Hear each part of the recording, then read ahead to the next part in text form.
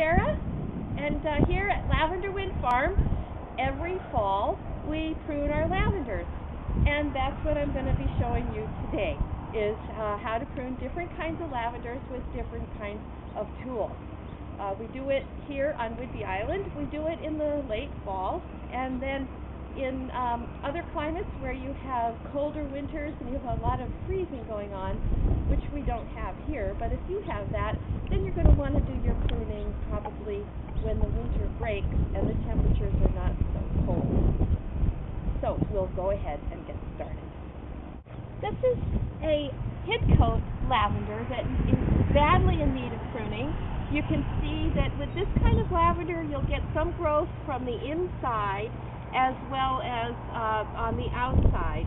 When you start pruning, what you will want to do is take away any obstructions. One of my favorite tools for pruning to use is a lopper, because it makes it a lot faster to do that. With this kind of lavender, since it does grow from the inside, you can see shoots starting from inside the plant. You can cut it much harder than if it's another kind of lavender that doesn't have that.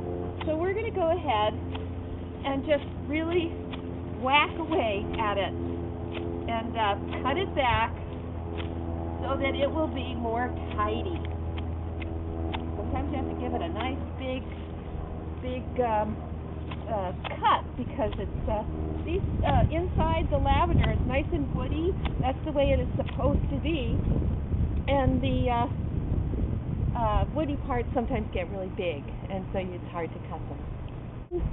I just wanted to show you a little bit about what I mean by it growing up on the inside. It's a little hard to see because we're in the fall right now, but if you look in here, you'll see some sprouts coming up on these little stems. Right down in here, you can see little bits of green sprouts just starting to come up. So when I'm saying to you that it's really the kind of lavender that grows from the inside, that's what I'm talking about.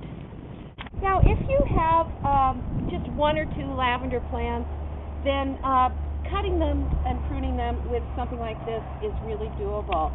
You know, I'm going to take away some of the dead branches that have been here all summer waiting for me to do something about them. And what will happen with this lavender is it will grow back from the inside.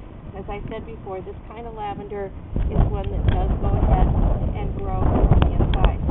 Some of these I'll just prune back a little because there's some nice new little growth on it, and I will prune a little harder if I want it to keep a certain shape.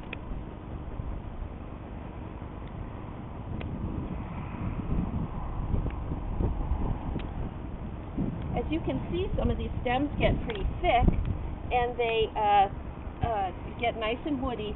And if you live in a situation where you have a fireplace, using lavender for kindling is really good because it smells really good and it burns nice and hot, so it makes a good fire starter. So you don't have to waste it just because you're cutting it off.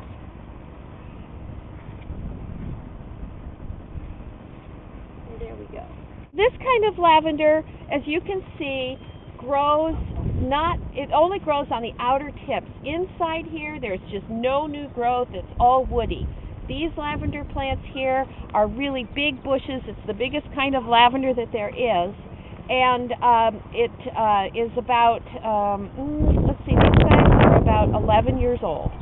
And so what we would do when we're pruning is that we would see where the junction is from where the woody stuff starts and the green starts to come out again. So working on this kind of lavender, you're going to go ahead and prune it only from where the green part starts on the woody part and leaving about 2 inches. So you can see that we're going to cut off some of these green things, and you can cut it a little harder where you want the plant not to stick out so much if you really want it to behave itself. So you can cut it a little harder. It'll grow back in those spots. Most lavenders will, but might take them a couple of years. So you have to be willing to put up with that if you're going to do a heavier prune.